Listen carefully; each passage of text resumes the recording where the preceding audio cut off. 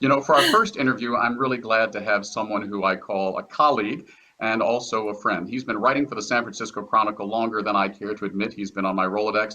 He is the person that tells us what is good design or what isn't good design. He reports on the cityscape. Well, for the last few weeks, he has been doing double duty as our COVID-19 reporter. So please welcome my colleague, John King of the San Francisco Chronicle.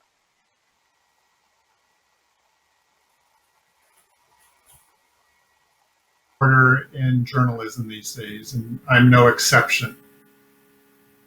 John, I don't know if you recall, but when the late great Herb Caen had his funeral at Grace Cathedral, I happened to be helping them with PR and communications. And after the service, I came out, and I'd always been a little afraid of you. You were considered kind of a stern journalist, and you were standing there. And I remember you looked out over San Francisco from the stairs atop Grace Cathedral, and you opened your hands and you said, looking at these over 2,000 people at Herb's funeral, all this for a journalist. Did you ever think that journalism would be as important as it is now? I mean, this is arguably, well, it isn't arguably, it's the biggest story since World War II and maybe before. Yeah, it is striking. I mean, journalism is going through a real fascinating moment right now. It's a real hard one for a lot of people who are in the profession I'm in. But you have this thing where digital traffic is up astounding events, to an astounding extent. And you see this in just the Chronicle numbers for sfchronicle.com have really shot forward. Every news site has that because people really want to know, and no matter how politicized the debate over journalism has become, you definitely see right now this sense that where can I go just to get information, just to get facts? And where can I go to get local information that's not going through the whole battle in Washington, D.C. or something like that? And so you see this in San Francisco, you see this in every big city where newspapers are having daily traffic. The Chronicle's having its digital subscriptions go up a huge extent, which is great. We appreciate that. I get the paper delivered at home still, and I prefer that because it's a nice change to all the digital information we're getting right now. But it's tricky because meanwhile, the number of ads being bought is really going down because so many businesses are having problems. So it's a real interesting time. The SF Symphony, which always has ads in the Chronicle, you're not going to buy an ad if you're not doing any performances for the next 6 weeks. So it's an interesting time. People really are turning to journalism, and that's so appreciated. We all realize, a lot of what I do is architecture criticism. People right now aren't going to be worrying about how the mullions look on a new building. They want to know what happened at the City Hall press briefing the day before. So we're all being redeployed and providing people what they need at this point in the nation's history, in the city's history, in your own personal history. Yeah, it's interesting, John. The other day I was speaking with Audrey Cooper, the executive editor of the Chronicle, and she made the comment that local newspapers were having a real hard time up until COVID-19. And as you said, advertising wise, they are, but now people are really looking to the local hometown papers wherever they are, San Francisco, Duluth, Austin, to really get the news, because the news and the figures for each city, each area are different and so important. We can't get the news about COVID-19 just by watching CNN or MSNBC or whatever network you watch. Right. Yeah, I mean, you look at the Bay Area, and the Chronicle has lists of where you can get takeout food. We have things about local bike shops having strains, local car repair shops having strains, every strain under the sun. And, at some point people get tired of, what Trump said at the press briefing, what Democrats said about what Trump said at the press briefing. You kind of want to know how your life is playing out. You all about the streets being closed in the Bay, San Francisco and Oakland, like slowing down streets to through traffic. I'm doing a piece that'll be in tomorrow's paper.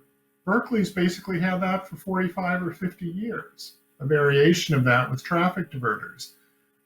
And it's a particular aspect I can bring to the mix because I know the Bay Area, I know the landscape. That's what the Chronicle, bless it, has been paying me to write about for a long time. And you're not going to get that. You're not going to get that from CNN.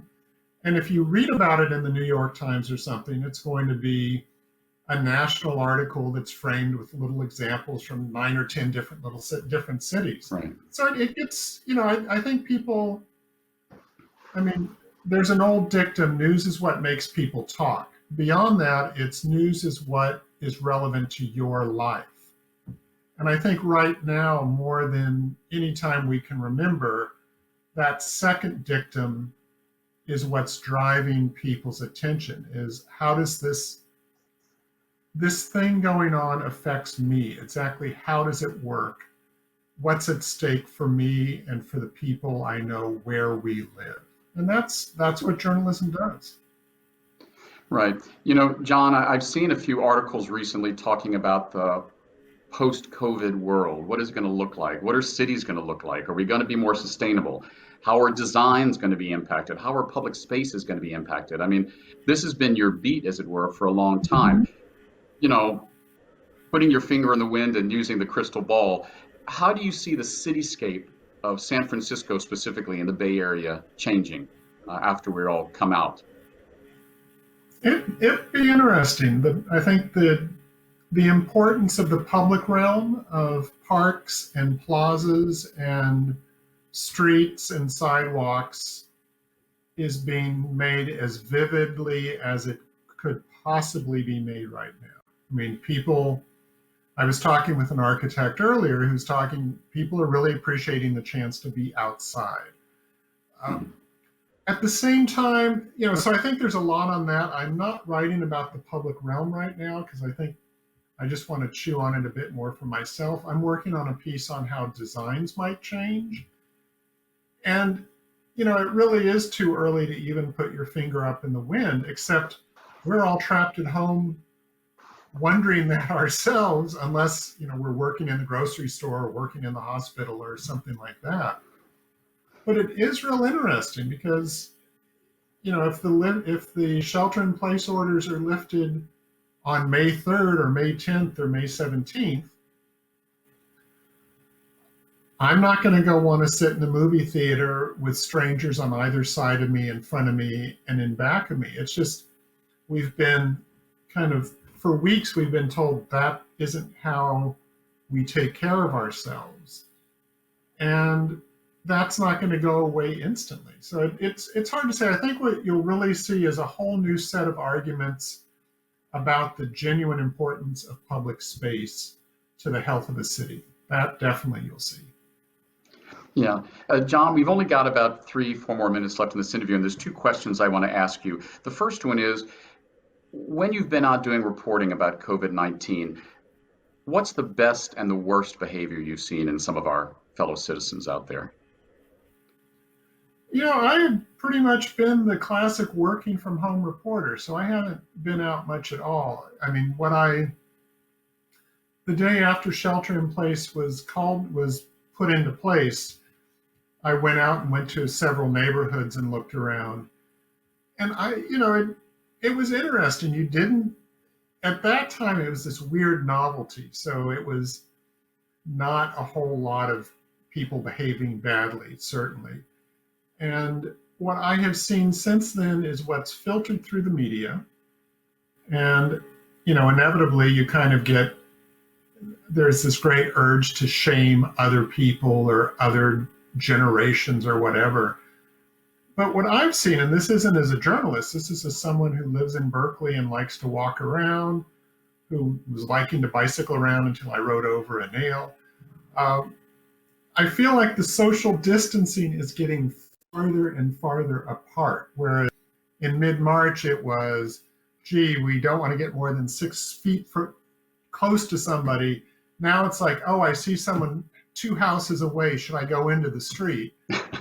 And then they've already gone into the street. So the sidewalk's yours. Right. And so it's why some of the fight are not fights, but some of the calls for slow streets in residential neighborhoods, there are so few cars out, and it seems like I have not seen.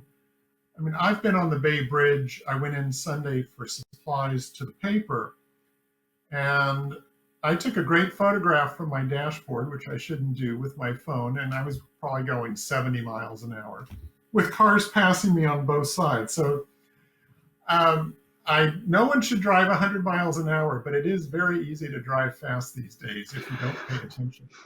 Um, but in terms of like kind of walking around, it just, I don't see, I feel like in residential settings, drivers are appreciating there's a different etiquette right now. And I hope some of that sticks. So, And I hope John, last everyone starts question. dressing at home as sharply as you do. Well, thank you so much. I mean, this is the first tie I've had on in 2 months, so don't get too excited. Looks Last good. question, John. Last question in a few seconds, 30 seconds. Tell me what you are most looking forward to when we are finally allowed to go outside again. What does the quote unquote new normal look like for John King? Professionally, what I'm most looking forward to is I like to write about buildings. I'm an architecture critic. And it's frustrating because you see something getting built and it just goes up and up and up. And even when it's all the way up, it's not finished on the inside. And it's funny, there are a number of buildings for the last 6 months I've been wanting to write about, but they're not done yet. So I can't really write about them critically because I need to go into them, I need to examine them. So I'm actually looking forward to getting back and actually being able to write critically about some of these big new buildings that are housing, that have affordable housing in them. And they weren't done in January and they weren't done in February, but they'll be done in May or June. And so I can go back and catch up with them. Great. Thank you, John. The first round of drinks, when we're able to have it side by side at the House of Shields, that's on me.